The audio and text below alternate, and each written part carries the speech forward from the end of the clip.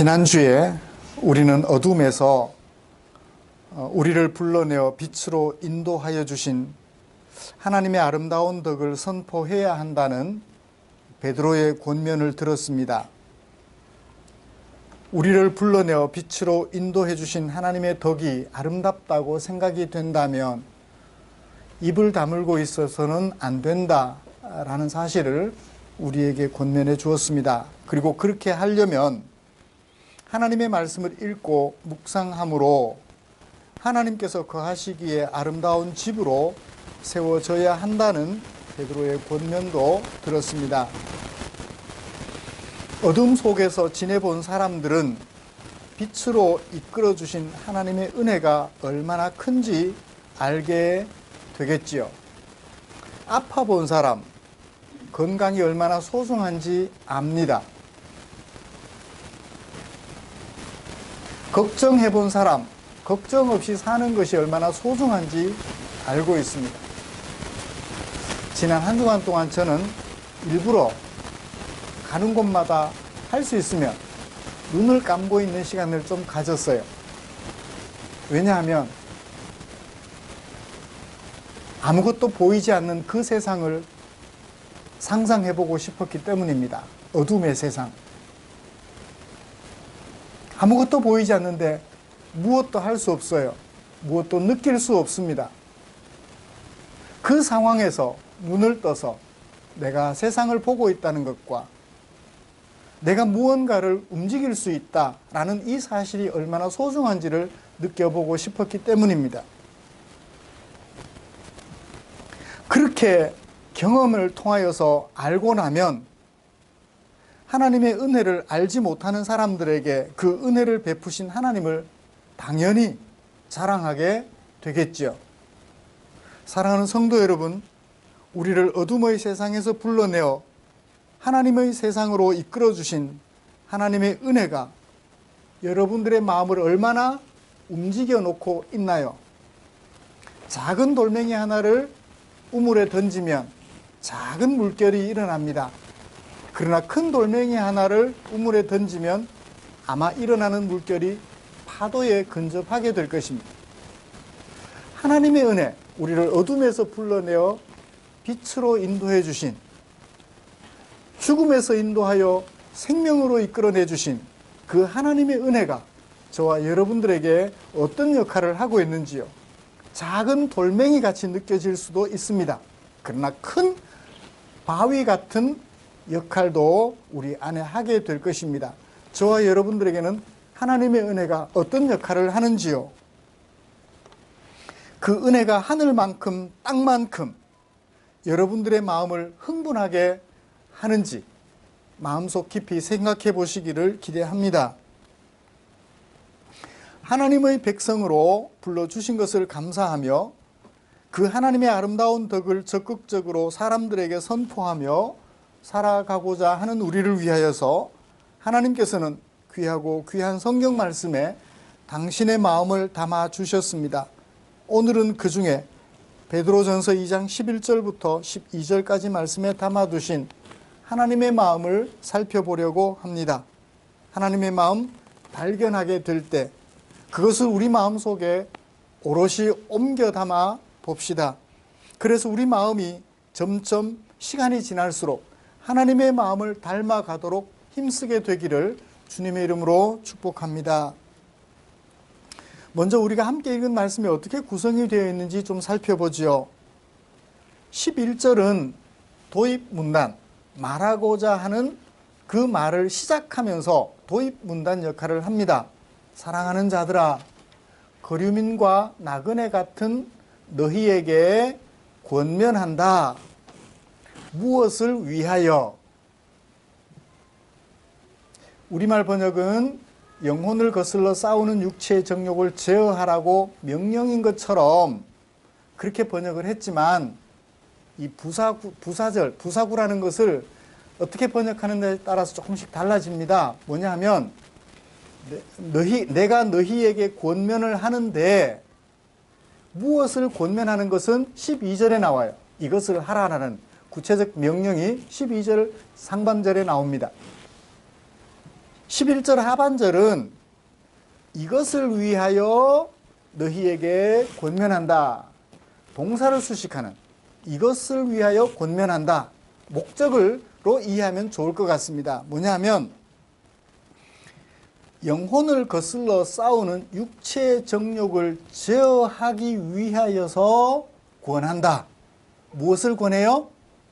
선한 행실을 하라고 권한다는 것입니다. 선한 행실은 무엇과 관계가 있나요?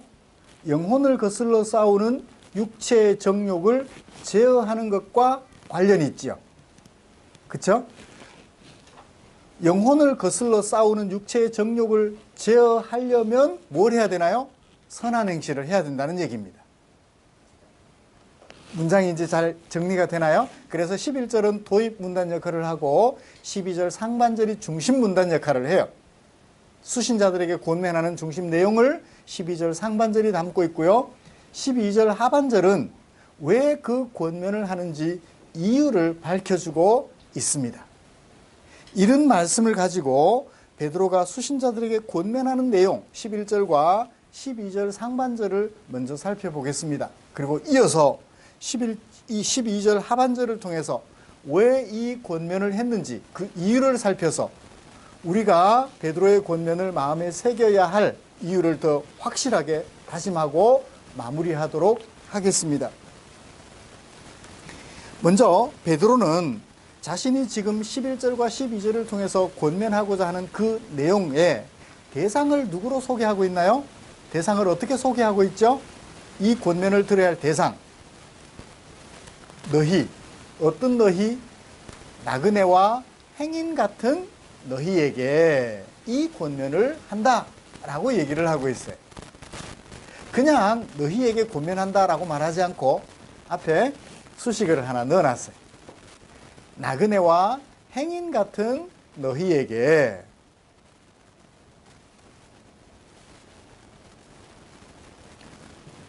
일장에서 이미 우리가 살펴봤죠. 나그네라는 말이 가지고 있는 의미. 신부는 왕자인데 사는 곳은 왕실을 벗어나서 일반 사람들 속에 들어가야 돼요. 나그네. 그 얘기를 여러분들에게 말씀을 드렸습니다. 그래요. 나그네 또는 행인이라는 말이 어디에 어떻게 쓰였는지를 좀 살펴보고 싶습니다.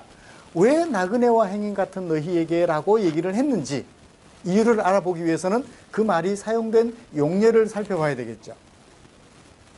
스데반 집사님이 돌에 맞아 죽기 전 자기를 돌로 쳐 죽이려는 대제사장들에게 이스라엘 역사를 소개하면서 이렇게 얘기를 했어요. 우리 조상 모세가 애굽 왕실에서 미디안으로 도망가서 살았지요. 왜 도망가야 됐나요? 애굽 왕실의 왕자로 살았으면 차기 왕이 됐을 텐데. 왜 미디안이라는 광야로 도망가서 살아야 했나요? 이스라엘 사람을 괴롭히는 애굽 사람을 그냥 밀쳤는데 죽어버렸어요. 애굽의 왕자가 애굽 사람을 죽였으니 누구를 위해서? 이스라엘 사람을 위해서. 왕자라 할지라도 살아남기 어렵겠죠. 그래서 어떻게 하느냐면 미디안 광야로 도망을 가게 돼요. 도망가서 살던 상황을 설명하면서 스데반 집사님이 이 나그네라는 용어를 썼어요. 신부는 애굽의 왕자인데 애굽 왕실에서 살 수 없어서 어디로 가서 살아요? 미디안 광야에 가서 살게 되는 거예요. 이걸 나그네라 그래요. 결국은 애굽 왕실로 돌아가야 되겠죠. 나중에 모세는 애굽 왕실로 돌아가는 것이 아니라 하나님 나라 왕실로 돌아가요. 내가 살아야 할 그곳을 떠나서 다른 곳에 가서 사는 것을 나그네라고 표현하는 것입니다. 그 다음에 행인이란 말은요, 동일한 단어가 히브리서 11장 13절에서 사용되고 있는데 믿음으로 살아왔던 사람들을 되짚어 역사를 살펴보면서 이런 얘기를 해요. 우리 조상 아브라함은 그리고 그 안에 사라는 모두 믿음을 따라 살다가 죽었다. 무엇에 대한 믿음을 가지고 살다가? 하나님에 대한 믿음을 가지고 살다가 죽었습니다.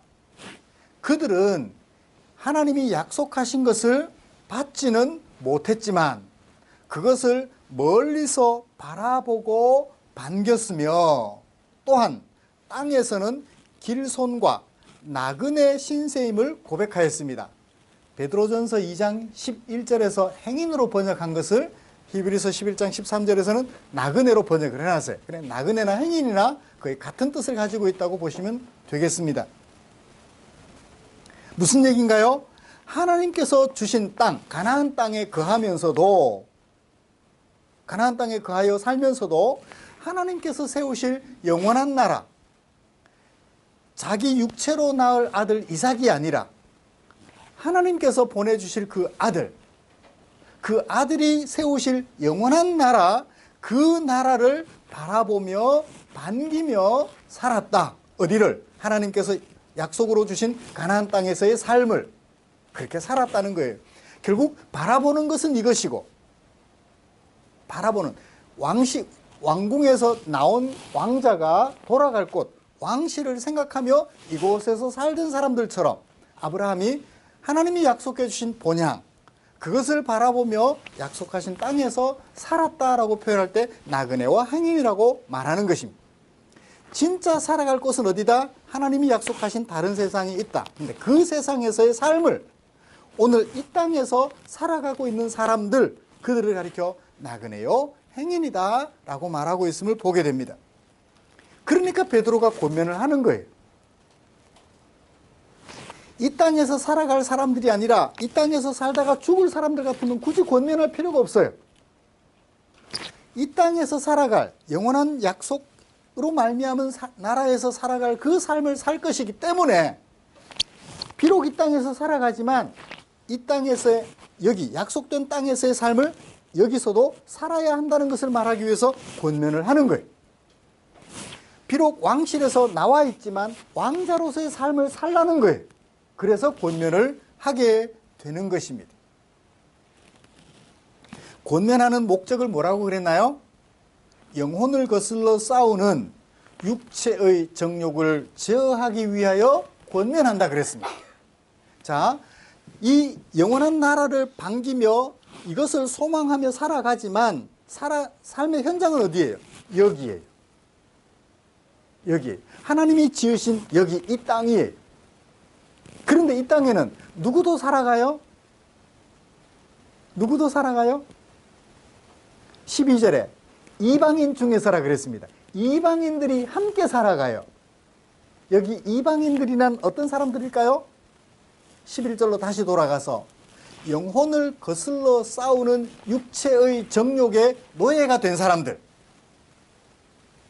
여기 이방인들은 영혼을 거슬러 싸우는 육체의 정욕의 노예가 되어 살아가는 사람들, 자기 하고 싶은 대로 살아가는 사람들 속에 하나님 나라를 바라보는 사람들이 살아가고 있다는 거예요.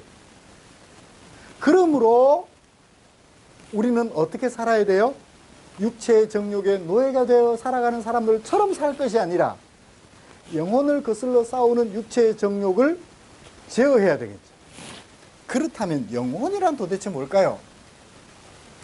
우리 가끔씩 그 판타스틱한 영화를 보면 우리 육체를 뭐로 얘기해요? 특히 그리스 쪽, 유럽 쪽의 영화를 보면 무슨 얘기를 해요? 우리 육체는 뭐다? 영혼을 감싸고 있는, 영혼이 잠시 머무는 껍데기에 불과하다 그래요. 그래서 육체는 더럽기 때문에 죽어 흙으로 사라져버리고 영혼은 영원히 존재한다. 희한한 신학을 만들어 놨어요. 그거는 하나님 없는 헬라 사람들, 그리스 사람들이 만들어 놓은 인간 이해예요. 여기서 영혼은 뭘로 얘기를 하나요? 자, 영혼을 거슬러 싸우는 것이 육체의 정욕이라면 영혼을 대하여 좋게 반응하는 것은 뭐죠? 육체의 정욕이 아니에요. 12절에 선한 행실이에요. 그러므로 여기 영혼이라는 단어는 우리 사람들을 말하는데 어떤 사람들을 말해요? 하나님을 향하여 즐겁고 기쁜 마음으로 하나님을 반기며 하나님을 그리워하며 하나님과 함께 살아가는 마음, 그걸 뭐라고 표현해요? 영혼이라고 말해요. 반대로 육체는, 우리 육체, 이 육체를 말하는 것이 아니라 그 육체는 하나님을 대적하는, 하나님을 거슬러 싸우는 우리 마음.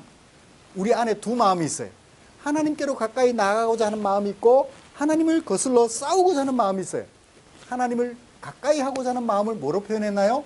영혼이라고 표현했고, 하나님을 거슬러 대적하고자 하는 것을 뭘로 표현했나요? 육체라고 표현을 한 거예요.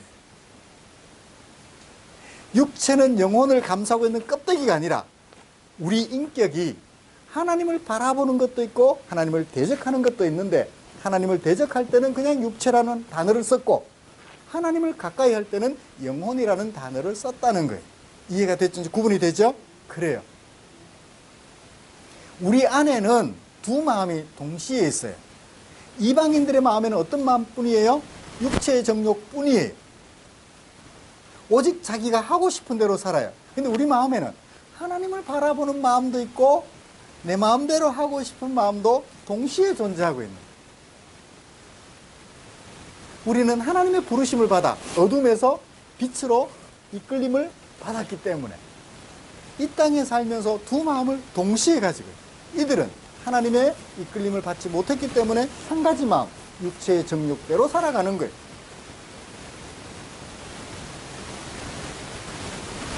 그러면 육체의 정욕은 뭘까요? 영혼을 거슬러 싸우는 선한 행실의 반대, 악한 행실을 거침없이 해나가는 거죠. 서로 자기가 옳대요, 너는 틀렸대요. 생각이 다를 수 있는데 다르다라고 말하지 않고 틀렸다고 말해요. 오직 나만 옳아요. 그래서 네가 무슨 말을 하면 너만 옳으냐? 나도 옳다. 그래서 맨날 싸우는 거예요. 그걸 악한 행실이라고 해요. 선한 행실은요, 내가 살기 위해서 너를 이용하는 것이 아니라 너를 살리기 위해서 내 온몸을 바칩니다. 이게 누구 마음이에요? 하나님의 마음이다.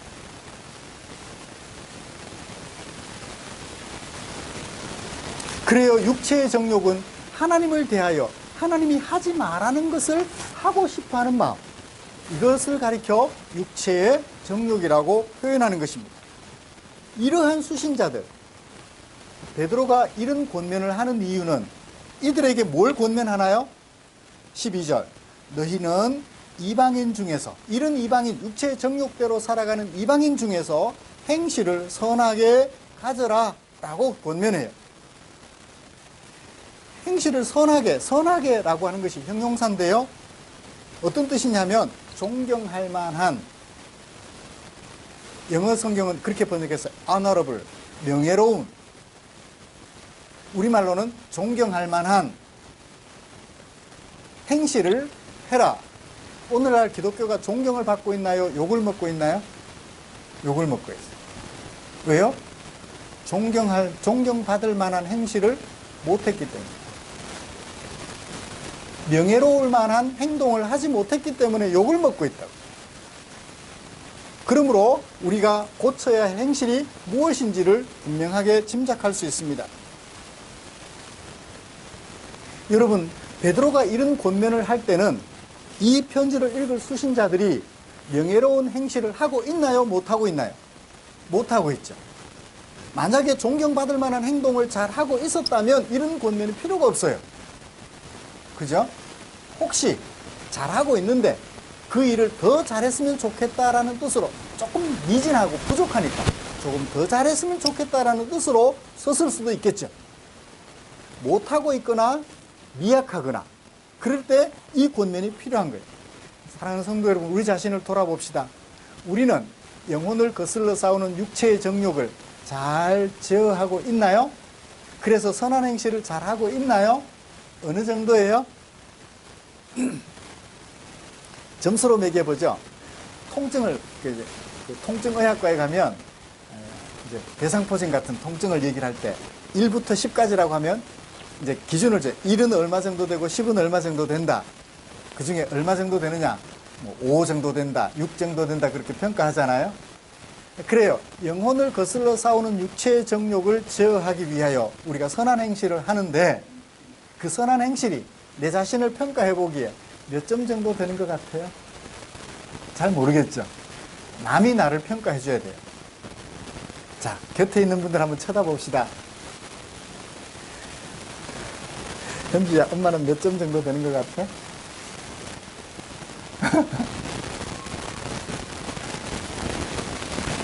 나는 나를 잘 몰라요. 스스로 착각 속에 살아가니까. 착각 속에 빠져서 살아가니까.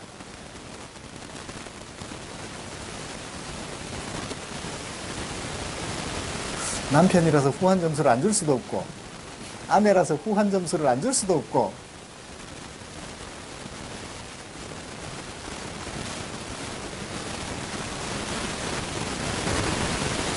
간단하게 이렇게 보면 될 것 같아요. 여러분들의 집안에서 큰 소리가 자주 나나요? 웃음소리가 자주 나나요?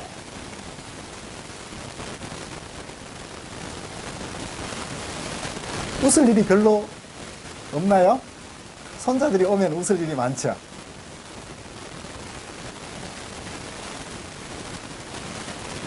서로를 바라보기만 해도 마음에 평안이 있다면 그 사람은 육체의 정욕을, 영혼을 거슬러 싸우는 육체의 정욕을 잘 제어하고 행실이 선하게 자리 잡고 있다라는 것입니다. 그래요. 이쯤에서 우리 자신을 잘 돌아보십시다. 베드로의 권면이 우리에게는 미진해서 잘하라는 것인지 아니면 아예 없어서 이제부터 시작하라는 것인지 우리 자신을 잘 살펴보시기를 기대합니다. 하나님을 거슬러 대적하여 싸우는 육체의 정욕에 이끌려가는지 아니면 하나님을 바라보는 그 마음 그대로 하나님의 뜻을 반기며 오늘 이 말씀 들었으니 그대로 살아보겠습니다 도전하고 싶은지 우리 자신을 잘 살펴서 베드로의 권면을 오늘 우리에게 주시는 권면으로 받을 수 있기를 주님의 이름으로 축복합니다. 10점이면 10점인 대로 받아주십시오. 그래서 12점, 13점 만들어 가십시다. 60점, 70점 돼도 좋아요. 70점 받아서 71점, 72점으로 만들어 가자고. 그래서 정말 하나님을 알지 못하는 이방인들이, 육체의 정욕대로 살아가는 이방인들이 우리 그리스도인들을 바라보면서 존경할 만한 사람들이야, 참 명예로운 사람들이야 라는 평가를 듣게 되기를 주님의 이름으로 축복합니다. 베드로가 이 권면을 왜 했을까요? 마지막으로 이것을 살펴보고 마무리하겠습니다. 왜 이 권면을 했을까요? 왜 선한 행실을 해야 되죠? 12절 하반절에서 소개해 주고 있습니다. 그래서 뭐 해서? 이방인 가운데서 선한 행실을 가져라. 그래서 너희를 악행한다. 너희를 가리켜 악행한다고 비방하는 자들로 하여금, 이렇게 번역하면 좋아요. 너희를 악행한다고 비방할 때, 어떤 사람들이 너희를 가리켜 악행을 저지른다고 비방할 때, 그죠? 비방할 때 너희가, 그들이 너희 선한 행실을 하는 것을 보게 되면 어떻게 될까요? 하나님께 영광을 돌리게 된다는 거예요. 너희를 가리켜 사람들이 악행을 한다고 비방할 때 너희가 하는 착한 행실을 보면 비방을 거두고 누구에게 영광을 돌려요? 야, 도대체 네 안에 있는 예수님이, 네 안에 있는 하나님이 어떤 분이길래 네가 그렇게 사람이 달라져서? 라고 놀라며 누구에게 영광을 돌려요? 아버지에게, 우리 아버지 하나님에게 영광을 돌리게 된다는 거예요. 그 자식의 행실을 보면 누구를 알 수 있어요? 아버지를 알 수 있다 그러죠. 나의 행실을 본 사람들이 누구에게 영광을 돌리냐면 내가 믿는 하나님께 영광을 돌리게 된다는 것입니다.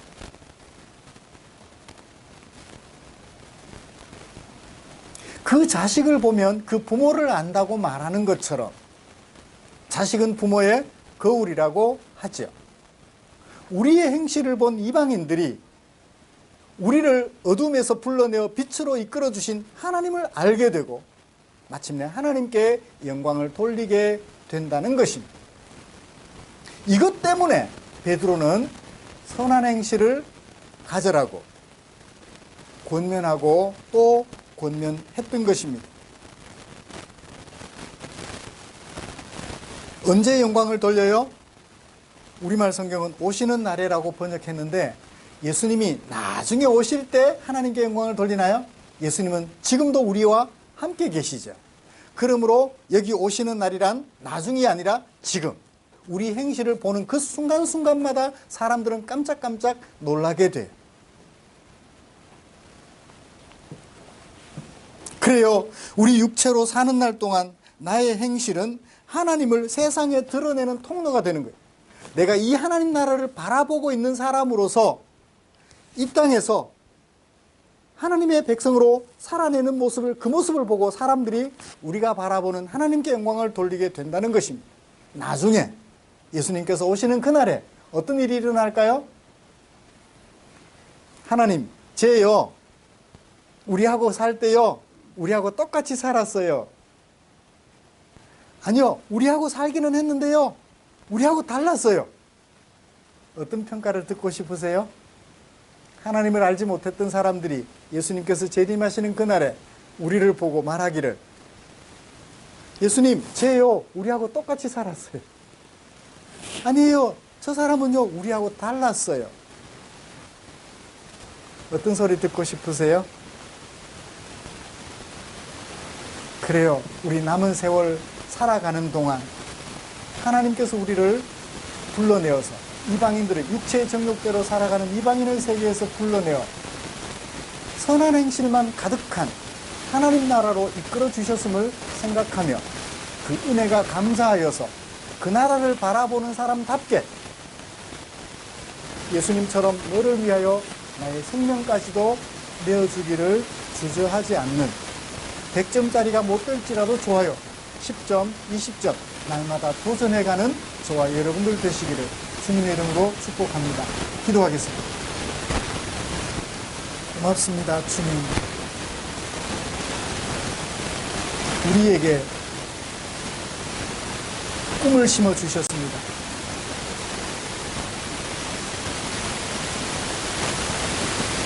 닥치는 대로 육체의 정욕을 쫓아 오직 내 한 몸 건사하기 위하여 내 발등에 떨어진 불을 끄기 위하여 살아온 것이 지금까지의 생애였다면 이제 예수님을 구주로 영접하고 하나님을 아버지라 부른 이후부터는 조금씩 내 발등에 떨어진 불을 끄지 못할지라도 너의 발등에 떨어진 불을 꺼주어서 너를 살리고자 하는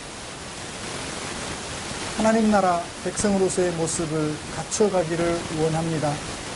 베드로의 이 권면을 우리 마음속에 옮겨 담아 봅니다. 그래서 지금까지는 그렇게 살지 못했지만 이제부터라도 너를 위하여 내 생명까지 내어놓는 사랑의 삶을 살아감으로, 선한 행실의 삶을 살아감으로 하나님을 바라보는 사람으로서 그 모습을 이방인 세계 속에서 온전히 드러내어 놓아 그들의 마음속에 하나님을 두려워하고 하나님을 경외하는 마음이 생길 수 있도록 도와주는 하나님의 덕을 선포하는 사람들이 되기를 원하는 우리 주께서 은혜 베풀어 주시옵소서. 우리 마음속에 깊이 자리 잡아 주시고 우리를 이끌어 주시옵소서. 우리의 손 잡아 이끌어 주시옵소서. 우리 구주 예수님의 이름으로 기도드리옵나이다. 아멘.